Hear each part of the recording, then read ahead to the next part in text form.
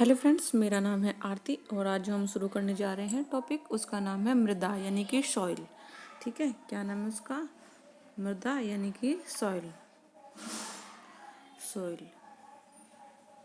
अब आप जो है टॉपिक का नाम देखे तो में हमारे भारत में विविध प्रकार की मिट्टियाँ, विविध प्रकार की जलवायु और विविध प्रकार की जो है कल्चरल हमारे यहाँ पाए जाते हैं।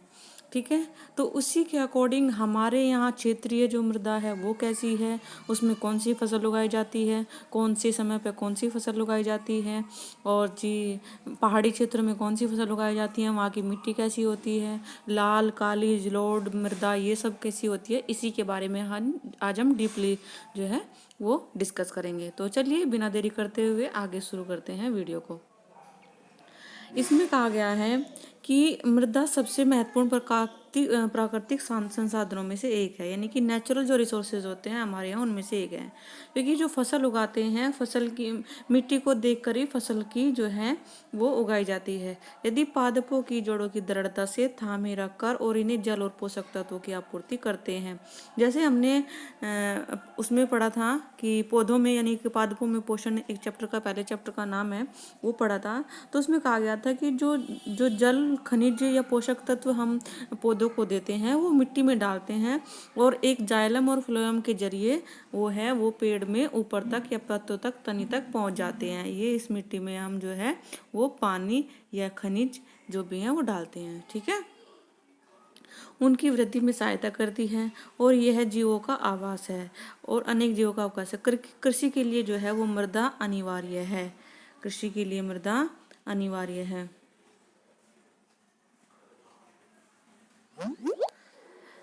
मृदा हमारे जीवन का अभिन्न अंग है और पहले वर्षा के बाद मृदा की सिंधी सिंधी जो सौंधी सौंधी खुशबू आती है वो सदैव ताजगी भर देती है।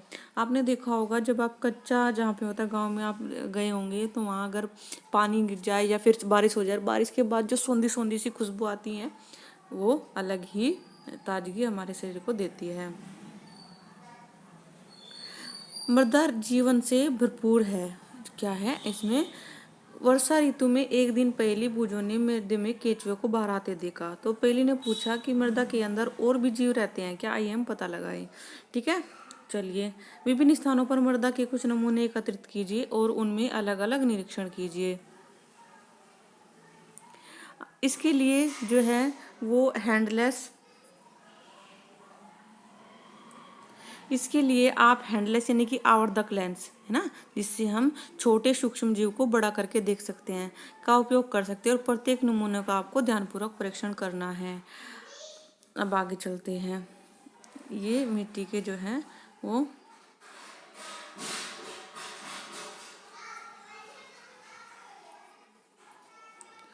अच्छा, जैसे बगीचे की मृदा कैसी होती है, सड़क के किनारे जो फुटपाथ होता है उसकी कैसी होती है, और ऐसी मृदा जहाँ निर्माण कार्य यानी कि कंस्ट्रक्शन चल रहा हो वहाँ कैसी होती है। अब मैं जानना चाहती हूँ, बूझो पहेली ये कहती है कि मैं जानना चाहती हूँ कि सड़क के किनारे और बगीचे से एकत्रित किए गए नमूनों में प्लास्टिक की वस्तुएं और पॉलीथीन की थैलियों के कुछ टुकड़े क्यों मिले थे। किनारे बगीचे से और सड़क के किनारे से, यानी कि जो फुटपाथ होता है जो लोग खा खा के वहाँ पे डाल देते हैं, जो गलत बात है। पॉलीथीन की थैलियाँ प्लास्टिक मृदा को प्रदूषित करते हैं और मृदा में रहने वाले जीवों को भी हानि पहुंचाते हैं, क्योंकि प्लास्टिक जो है, पॉलीथीन जो है, ये अनसर्कल यानी कि इसे रिसाइकल नहीं किया जा सकता। ये ऐसी चीज़ है, इसीलिए जो है सरकार इसे हर बार बैन भी करती है। वस्तुओं के उपयोग पर प्रतिबंध की मांग की जा रही थी और पीड़कनाशी मृदा को प्रदूषित करते हैं। ऐसे अपशिष्ट पदार्थों और रसायनों की मृदा में निर्मुक्त करने से उन्हें उपचारित किया जाना चाहिए। जो है आगे चलते हैं। अब बूझो कहता है कि क्या खेत की मिट्टी का उपयोग खिलौनों को बनाने में कर सकते हैं। जब मिट्टी जो है हम खिलौने बनाते हैं मिट्टी से भी, तो क्या हम उसका प्रयोग कर सकते हैं। मिट्टी अलग तरह की होती है, इसका कहने का मतलब यही है। तो मृदा प्रच्छेदिका यानी कि प्रोफाइल, यानी कि मृदा कैसी होती है, कौन कौन से प्रकार की होती है। मृदा जो है अनेक परतों की बनी होती है और यह जानने के लिए हम किस प्रकार की अवस्थित है ये हम आगे चर्चा करेंगे। थोड़ी सी मिट्टी लीजिए आपको, है ना, और ढेलों को अपने हाथ से तोड़कर उनका चूर्ण बना ले। अब 3/4 जल से भरा कांच का एक गिलास ले ले।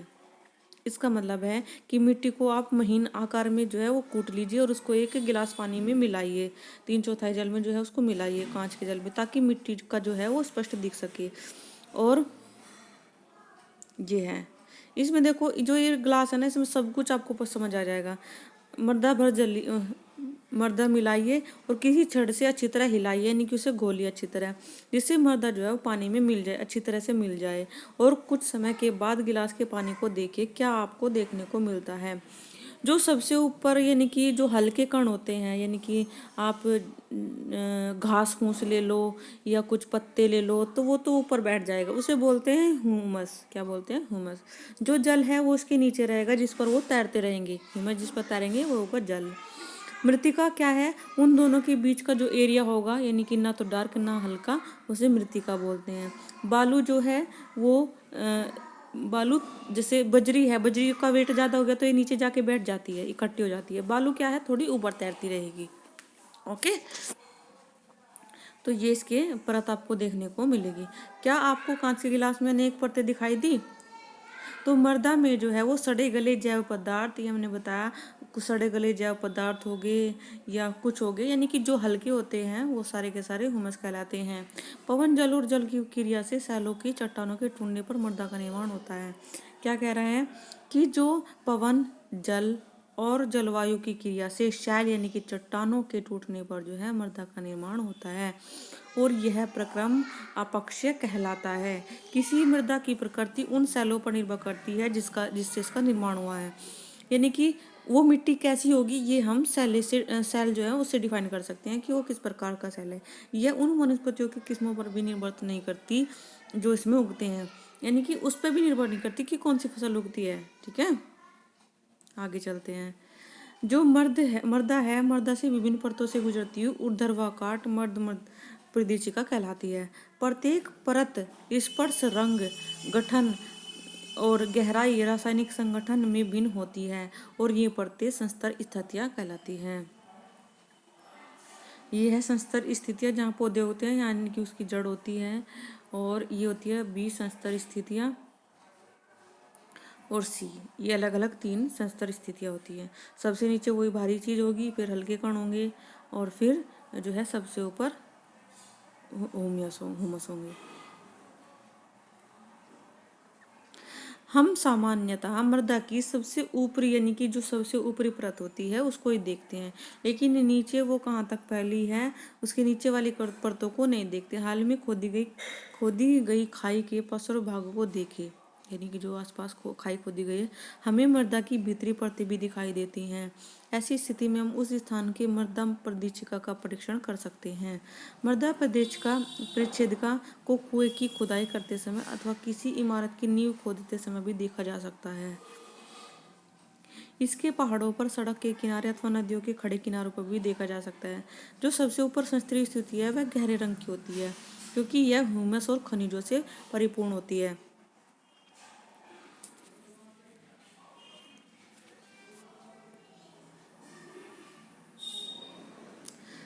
हुमस जो है मृदा को उर्वर बनाती है, यानी कि उसे उर्वरता प्रदान करती है। क्या? हुमस। इसमें बहुत सारे जीव होते हैं, और जो मतलब ऊपर हल्के हैं या बहुत सारे जो है उर्वरक होते हैं। पादपों को पोषण प्रदान करती है।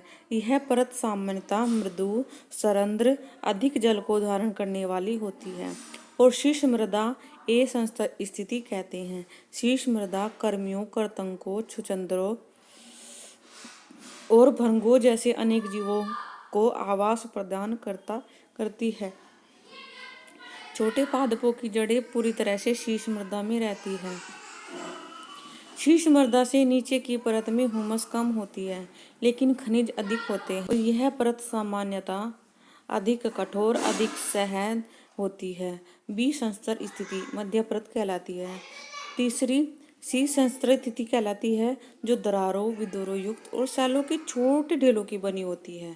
ठीक है ना, जो छोटे छोटे सैल टूटकर वो से शीश यानी कि नीचे की सी बोलते हैं। इसे आधार सैल यानी कि बेस जो है वो सैल भी बोलते हैं।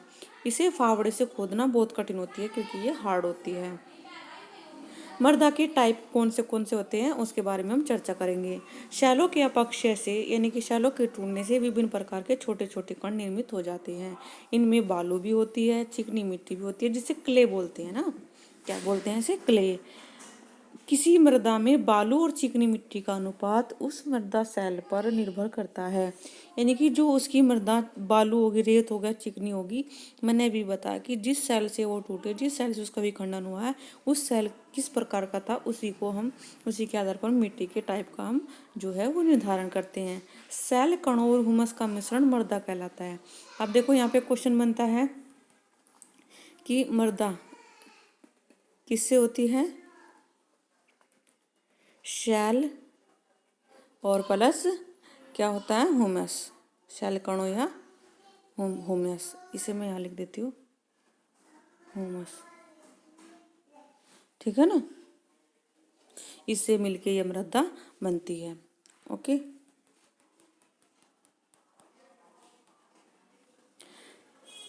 जैसे बैक्टीरिया, पादप, मूल यानी कि जड़ें, केंचुए, जीव भी मृदा के महत्वपूर्ण अंग होते हैं। यानी कि जो केंचुए होते हैं वो भी क्या है? किसान का मित्र कहा जाता है केंचुए को, क्योंकि वो हमारी मिट्टी को उपजाऊ बनाते रहते हैं। मृदा कोश में पाए जाने वाले विभिन्न आमाप यानी कि साइज के कणों के आधार पर वर्गीकृत किया जा सकता है। यदि मृदा में बड़े कणों का अनुपात होता है तो उसे बलुई बोलते हैं। मृदा में बड़े बड़े का मतलब एक तो बहुत आसानी से पी जाती होगी, बहुत महीन कण होंगे, लेकिन अगर उसमें बड़े कण हैं या बड़े जो हैं वो कहते हैं कंकर वंकर है, तो उससे क्या बोलते हैं? क्या बोलते हैं उसको? बलुई मिट्टी कहते हैं। और बारीक सूक्ष्म कणों का अगर अधिक ज्यादा है तो इसे मण्डम्य कहते हैं। और छोटे कणों वाले की लगभग मात्रा समान होती है तो उसे क्या कहेंगे हम? उसे दोमट कहते हैं। और यदि मृदा का बिल्कुल वर्गीकरण बलुई, दोमट, मण्डम्य के रूप में किया जा सकता है। ठीक है ना? उसको कणों के आधार पर किया जाता है। जैसे मृदा में कणों का जो माप है उसके साइज के गुणों पर, इसके गुणों पर बहुत अधिक महत्वपूर्ण प्रभाव देता है। बालू के कण अपेक्षाकृत बड़े होते हैं।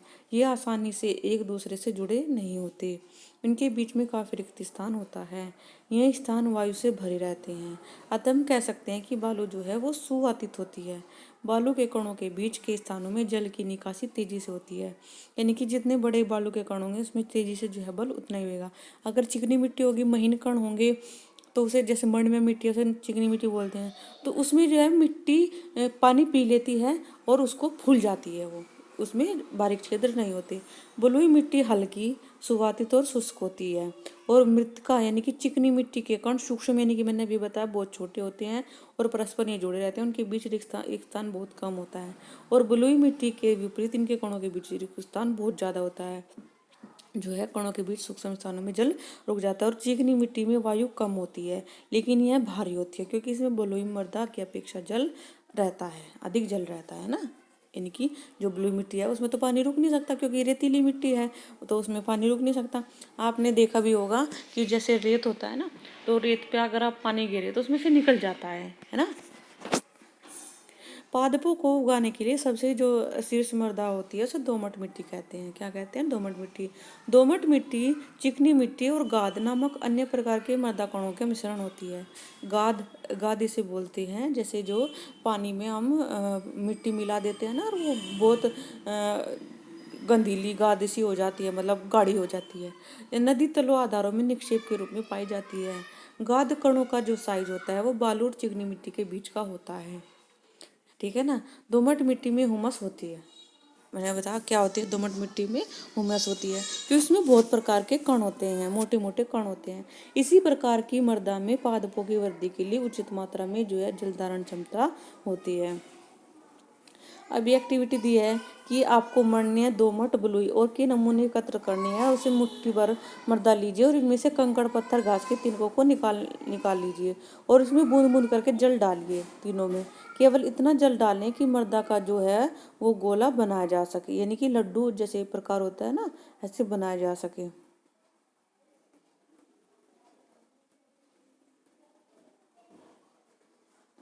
ये देखो ऐसे बनाना है, पहले इसको मथना है, फिर उसको ऐसा बनाना है, फिर इसको ऐसे गोल बनाना है, फिर इसको ये शेप देनी है, फिर इसको गोल शेप देनी है। यह मृदा से मिट्टी के जो है एक्टिविटी। लेकिन याद रहे कि चिपचिपा नहीं होना चाहिए, हाथों से नहीं चिपकना चाहिए। मृदा से गोला बनाने का जो प्रयास करे, किसी समय समतल सतह पर इसके गोले बेलन के रूप में बेल ले, यानी कि बेल लिया जो मैंने अभी बताया था। फिर इसका छल्ला बनाने, गोल गोल छन्ना बनाने का प्रयास करें और फिर इसी एक्टिविटी को दोहराइए और इस प्रकार निर्णय कीजिए कि मनचाही आकृति बनाना किस लिए कितना सुविधाजनक है और किस मिट्टी से सुविधाजनक है। अब कहता है बूझो कि मैं जानना चाहता हूँ कि मटका सुराही बनाने के लिए किस प्रकार की मृदा का उपयोग किया जाना चाहिए। क्या आप बता सकते हैं कि मृदा का बर्तन, खिलौने, मूर्तियाँ आदि बनाने के लिए कौन सी मिट्टी सबसे उपयुक्त रहती है। अब मृदा के जो है यानी कि मिट्टी के आपको गुण के बारे में जानना है। चलो, मृदा में जो है जल अंतःसरण दर, जितनी ज़्यादा अंतःसरण दर होगी उतनी अधिक होगी। बूझो ने पहले में 50 सेंटीमीटर और 50 सेंटीमीटर के 2 वर्ग अंकित किए, है ना, जिनमें से एक के घर के फर्श पर तथा दूसरा कच्ची सड़क पर बना था। उन्होंने 2 समान बोतलों को पानी से भर लिया और उन्होंने एक ही समय पर दोनों वर्ग स्थानों पर एक एक बोतल पानी डाल दिया, है ना। तो उन्होंने देखा कि फर्श पर गिरा पानी वर्ग के सीमा के बाहर चला गया, क्योंकि इसमें जल धारण क्षमता तो है नहीं, जल तो सोख नहीं सकता, फर्श अवशोषित नहीं हो पाया, जिससे कच्ची सड़क पर डाला गया पानी जल अवशोषित हो गया, क्योंकि वो वहाँ मिट्टी है, वो पानी जो सोख लिया। अब दोनों वर्गों में जो है पानी के अवशोषण में क्या अंतर था, उसमें तो पत्थर है। अब समझने के लिए इस एक्टिविटी को हम करते हैं। तीन छात्रों ने एक दल बनाया, उनमें से ABC का नाम रख दिया। अब उसमें क्या करा कि किसी दिए गए स्थान पर पानी कितनी तेजी से मृदा से नीचे चला जाता है, यानी कि कितनी जल्दी मिट्टी पानी पी लेती है, सोख लेती है, उसके बारे में अलग अलग जो है वो नाम दिया गया। एक खोखले बेलन, एक पाइप की आवश्यकता और एक सुनिश्चित कर लें कि प्रत्येक दल समान व्यास यानी कि समान मोटाई का हो। और उसकी ऐसे पाइप प्राप्त करने के लिए जो है वो कुछ सुझाव पर चर्चा कर सकते हैं, विचार कर सकते हैं।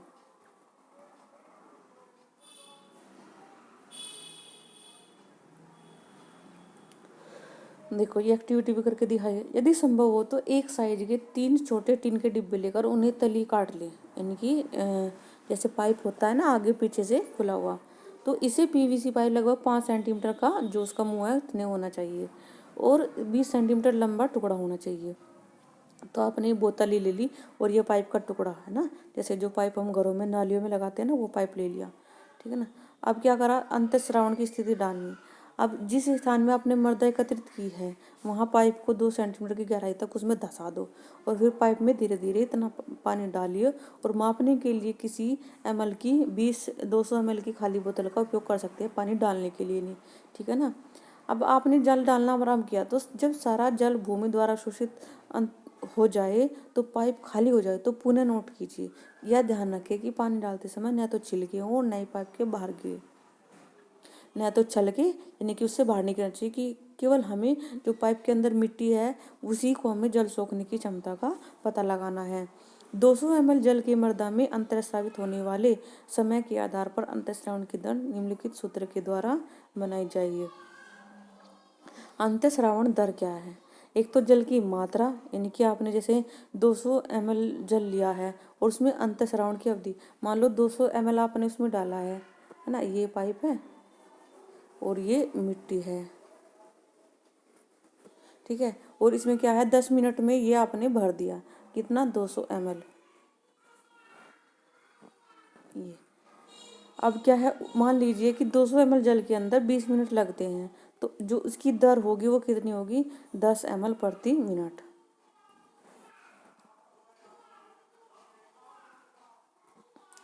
अब जो है अंतःस्रावण की दर की गणना कर ली। अब मृदा में नमी क्या होती है ना, जिसे आर्द्रता भी बोलते हैं, यानी कि ग्रीष्म काल में गर्म दिन के दोपहर में किसी खेत अथवा खुले मैदान से ऊपर गुजरे हो तो आपने देखा होगा कि जमीन के ऊपर की वायु जो है कंदिप्त हो जाती है, बिल्कुल सूखी हो जाती है ना, ऐसा त्रेड़ भी आ जाती है ना जहाँ पे सूखा होता है। जब गर्म वायु ऊपर उठती है तब आग के अलाव से उठती है। ऐसा क्यों होता है, इस एक्टिविटी द्वारा आपको पहचानना है।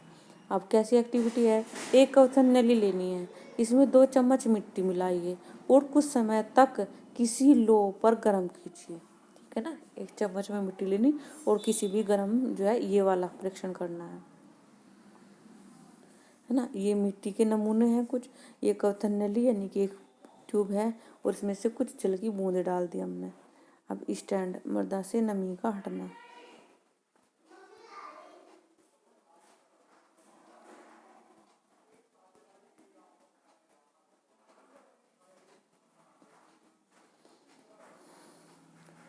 क्या आपको कहीं जल की बूंदें दिखाई देती हैं? यदि हाँ तो किस प्रकार? मतलब वो मर्दा सोख गई क्योंकि उसने आग से अंदर वो सोख लिया। गर्म करने पर मर्दा से जल वाष्पित होकर ऊपर उठता है और क्वथन नली के ऊपरी भाग की अपेक्षाकृत ठंडी भीतरी दीवार पर संघनित हो जाता है। गर्म दिनों में जो है मृदा के जल के वाष्पन के कारण ऊपर उठती जलवायु को अपेक्षाकृत सघन बना देती है। इसमें सूर्य के प्रकाश के परावर्तन के कारण मृदा के ऊपर की वायु हमें कंदिप्त यानी कि फटी हुई सूखी बंजर दिखाई देती है ना, क्योंकि नीचे से जो है वो गर्मी मिल रही है। मृदा को गर्म करने के बाद इसमें क्वथन नली से बाहर निकाल लीजिए और इसकी तुलना उस मृदा से करें जिसे गर्म नहीं किया गया, यानी कि जो पहले थी, गर्म करने से पहले थी। इनके बीच में जो आप देखेंगे तो वो आपको पता चल जाएगा। अब मृदा द्वारा जो है वो जल का अवशोषण कैसे होता है, इसके बारे में भी क्रियाकलाप दी गई है कि एक प्लास्टिक की कीप लेनी है और उसमें फिल्टर पत्र डालना है और कागज का टुकड़ा लेना है। इनको मोड़कर एक कीप में लगा लो और किसी मृदा के पाउडर का 50 ग्राम तोलकर उसे कीप में फिल्टर पेपर से डालिए। किसी मापन सिलेंडर में जल लेकर उसकी माप नोट कर लीजिए। अब इसकी एक्टिविटी देखते हैं कि ये क्या है। ये तो ड्रॉपर है, इससे हमने पानी डाला। ये कीप है और ये जो है ये फिल्टर पेपर पहले इसके लगाया और फिर मिट्टी डाली। जैसे आपने देखा होगा, ये चीज़ मैं बता दूं कि जब मकान बनाते हैं ना, तो मकान बनाते समय जो हम प्लास्टर करते हैं, यानी कि ईंटों को ढकने के लिए जो प्लास्टर किया जाता है, तो जो रेत होता है पहले उसको छान लिया जाता है एक कीप यानी कि एक छलनी के द्वारा। तो यहाँ छलनी का जो काम कर रहा है वो एक कीप कर रही है ना।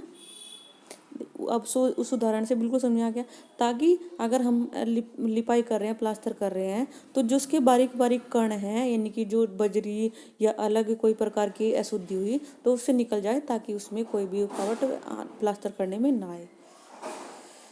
इसे छानना या निक्षेपण भी बोला जाता है। मृदा का द्रव्यमान भार मापन में सिलेंडर का आरंभिक आयतन कितना था और जल का अंतिम आयतन कितना था, तो इसके बीच में U-B के बराबर 1 ग्राम का आयतन नापना है।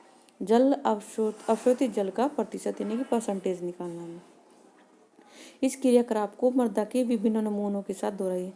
क्या आपको सभी नमूनों के लिए समान परिणाम प्राप्त होते हैं? परिणामों पर अपने मित्र के साथ चर्चा करनी है।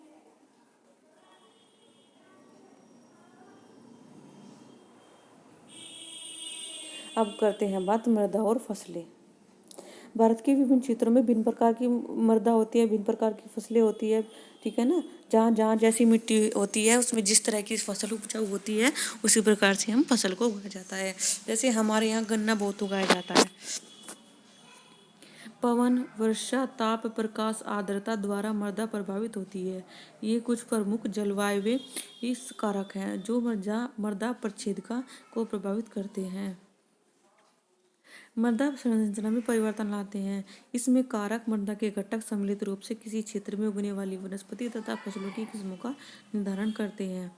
मरणमय और दुमटी मृदा दोनों ही गेहूं और चने जैसी फसलों की खेती के लिए जो है उपयुक्त होती है। ऐसी मृदा की जल धारण क्षमता अच्छी होती है। धान के लिए मृत्तिका जैव पदार्थ से समृद्ध, अच्छी धारण क्षमता वाली मृदा आदर्श होती है। इसने कहा है कि जो धान है, धान में आपने देखा होगा कि कुछ औरतें को देखा होगा जो है वो झुक करके अपने हाथ से एक कली को लगाती जाती हैं पानी के अंदर, है ना। वो सारी भीग भी जाती हैं, लेकिन कहाँ पे होता है धान? जहाँ पे जैव पदार्थ अधिक हो और जिसमें जल धारण क्षमता वाली अधिक हो, वो मृदा आदर्श में होती है। गेहूं कहीं में होता है, गेहूं और चने के लिए कौन सी होती है? यानी कि मण में होती है चिकनी, और वो होती है दोमट यानी कि बीन के बीच की मिट्टी। मसूर और दालों के लिए कौन सी मिट्टी अच्छी होती है? दोमट मिट्टी अच्छी होती है, जिसमें जल की जो है वो निकासी यानी कि जल निकासी अच्छे से हो जाए।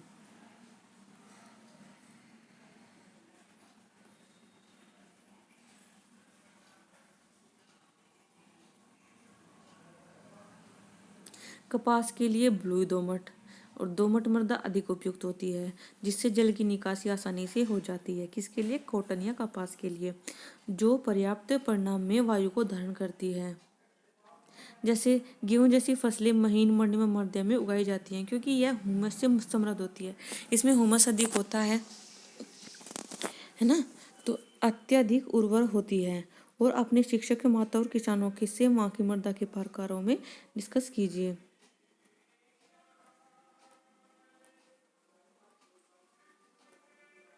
अब मृदा अपरदन के बारे में जानते हैं कि क्या होता है मृदा अपरदन। जल, पवन, वायु, बर्फ के द्वारा मिट्टी की ऊपरी सतह का हटना यानी अपरदन कहलाता है। जैसे कहीं पे बाढ़ आ जाती है ना, कहीं पे सूखी हवा चलती है, वायु चलती है, या बर्फ पड़ती है, तो इन चीज़ों से जो है ना वहाँ पे मृदा अपरदन ज़्यादा होता है, यानी कि सतह का हटना, वहाँ से मिट्टी का हट जाना। जैसे जब बाढ़ आती है तो पानी के साथ साथ मिट्टी के ऊपरी कण जो है वो बहा के चले जाते हैं, जिससे मृदा जो है क्योंकि सबसे ज़्यादा जल उपजाऊ कौन सी मिट्टी होती है? सबसे ऊपरी परत वाली, और वही जो है बह के चली जाती है। पादपों की जड़ें मृदा को मजबूती से बांधे रखती हैं।